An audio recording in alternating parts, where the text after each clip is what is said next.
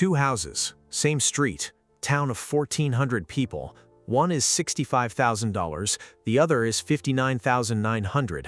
Both of them sit on a full acre. That is where this video starts, and it gets stranger from there. 7 houses in South Carolina, all of them under $90,000, all of them in places the major platforms barely talk about. Not because nothing is there, but because these markets require patience and the algorithm doesn't reward that. South Carolina gets written off in the cheap housing conversation because people look at Charleston and Myrtle Beach and assume the whole state costs that much. It doesn't. Get 60 miles inland, get off the interstate. The numbers change completely. What I'm going to give you on every house, the price, the basics, the property taxes, the local median income, the repair reality, and the reason the price is where it is. That last part is the one most people skip. We're not skipping it.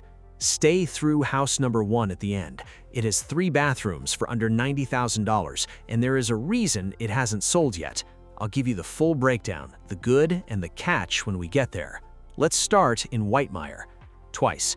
Whitmire, South Carolina, Newberry County. Population around 1,400.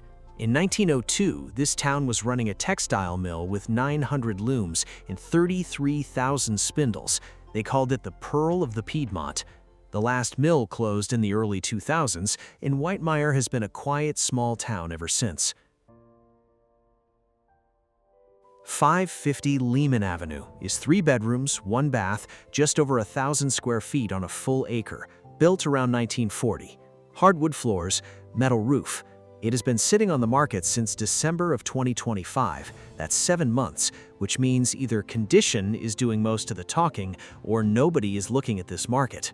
A 1940 build means the inspection checklist is long. Electrical, plumbing, HVAC, foundation, everything gets professional eyes. The hardwood floors are a real asset if they're intact. The metal roof is worth stopping on. Metal roof on a house this old either means someone put money into this property at some point, or it was a practical repair years ago that has bought the current owner a long stretch of carry time without further investment. Pull the permit history either way.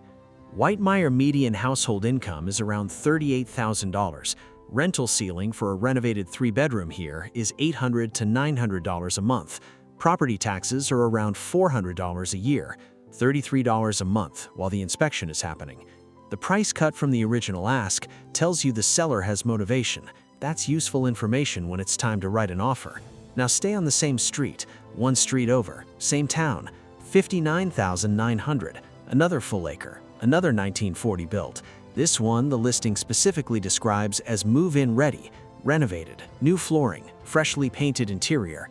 I want you to hear move-in ready the same way you always should. It means the cosmetics have been addressed. It doesn't mean the systems have been addressed.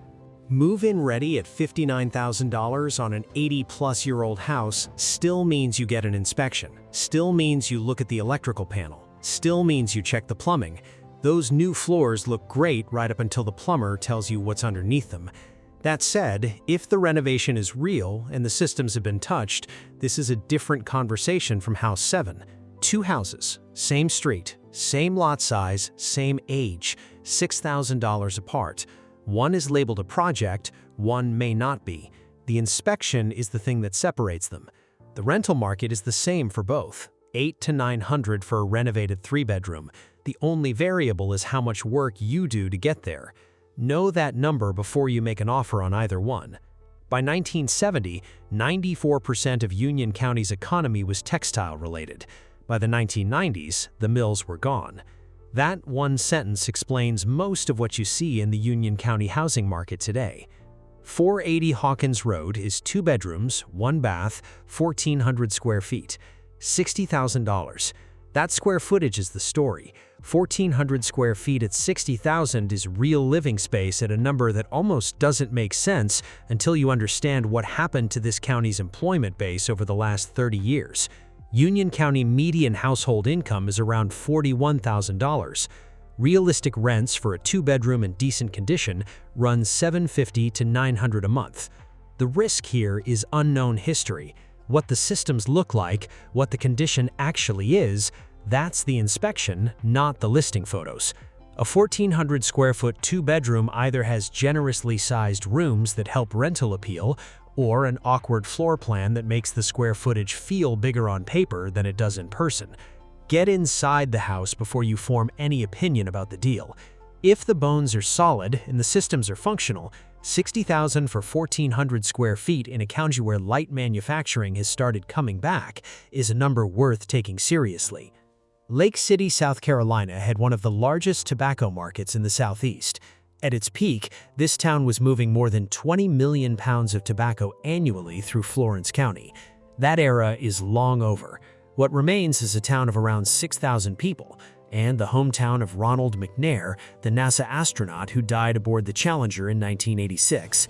Lake City takes that seriously. 173 Kiwi Road is 3 bedrooms, 2 baths, 1,350 square feet on 1 acre. The listing calls it an investor special, honest language for a house that needs work and is priced for someone who knows what they're doing. 2 bathrooms at this price is the detail worth paying attention to. A 3-2 at $60,000 in South Carolina doesn't happen constantly. The question is what condition those bathrooms are actually in. Tile and fixtures are cosmetic.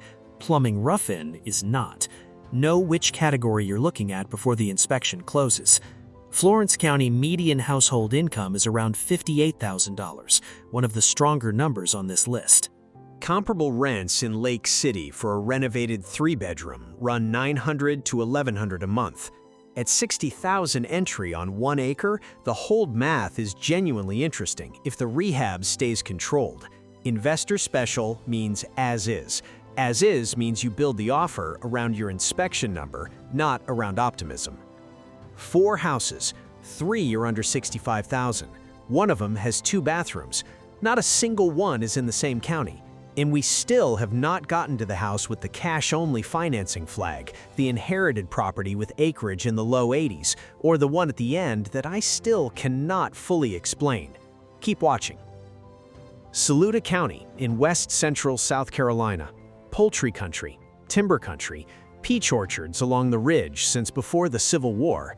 William Barrett Travis and James Butler Bonham, both died at the Alamo, came from this county. This is a place with a specific identity that goes a long way back.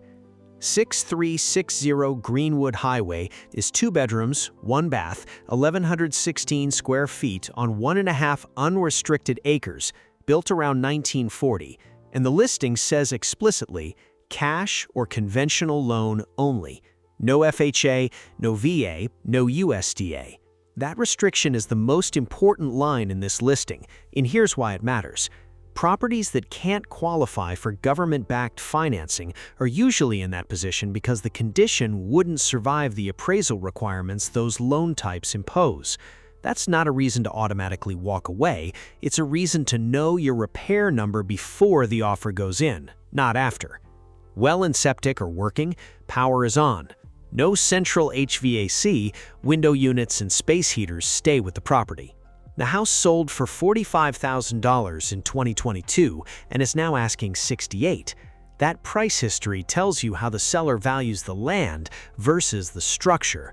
Saluda County median household income is around $53,000. Property taxes are $386 a year. 1.5 unrestricted acres in Saluda County for $68,000. That's the real number here. The house is secondary. Kingstree is the county seat of Williamsburg County. The county is named for William III of England. The town itself was originally called Kingstree, named after a massive white oak that marked this spot during the colonial era. Revolutionary War skirmishes were fought in Williamsburg County. The Battle of Black Mingo happened here in 1780. Today, Kingstree has a population of around 3,200 and a median household income of roughly $28,000. That income figure sets the rental ceiling, honestly and directly. 611 Willie Millen Drive is 3 bedrooms, 1 bath, 1,115 square feet on 1.1 acres, built around 1947, inherited property. Ownership history is limited, condition history is largely unknown, sold as is. The listing notes additional acreage across the street is included in the parcel. That's an unusual configuration. Pull the full parcel map and understand what you actually own before you build any land value into your offer. At $28,000 median income in this market, the rental ceiling is real, $750 to $850 a month for a renovated 3-bedroom. This is a hold market or a primary residence buy, not a flip market. Know your exit before you commit. Property taxes are $125 a year. That's $10 a month while you're running the inspection and the rehab math. The carry cost while you figure out what you bought is essentially nothing. I said at the beginning there was a house with 3 bathrooms for under $90,000. Here it is. Bamberg, South Carolina. County seat of Bamberg County. Population under 3,000. Denmark Technical College, the oldest historically black technical college in South Carolina, founded in 1948, is 6 miles from this house. Voorhees University is nearby as well. That educational presence creates a rental tenant profile that a purely agricultural small town simply doesn't have. 100 Henry Street is 3 bedrooms, 3 full baths, 1,700 square feet, $90,000. The listing calls it an investor special, which means work is needed. The question is where and how much. A 1,700 square foot house with 3 full baths has more plumbing in it than anything else on this list. That is the opportunity and the risk in the same sentence. Plumbing in a house this age that has been maintained is why you're paying $90,000 for 3 bathrooms. Plumbing that hasn't been maintained is a significant expense that changes the entire deal. Have a licensed plumber walk every drain and supply line before you commit to anything here. That inspection is not a formality. Bamberg County median household income is around $44,000. The presence of Denmark Technical College creates rental demand that straight residential analysis would undercount. Faculty, staff, older students who want space and stability, a 3-bedroom, 3-bath house in a college-adjacent small town appeals to a specific tenant profile that is smaller than a city, but more stable than pure residential demand alone. Comparable rents in this market for a renovated 3-bedroom run $900 to $1,100 a month. At $90,000 entry with a controlled rehab, the numbers work. The thing that makes this property genuinely hard to explain is the bathroom count. 3 full baths and 1,700 square feet at this price in South Carolina doesn't happen without a reason. There's a reason this one didn't sell before it got to you. The inspection is going to tell you what that reason is. Go find out. 7 houses, all of them in South Carolina, all of them under $90,000. Every one of them in a market the loud part of the real estate internet mostly ignores. The theme runs the same through all 7.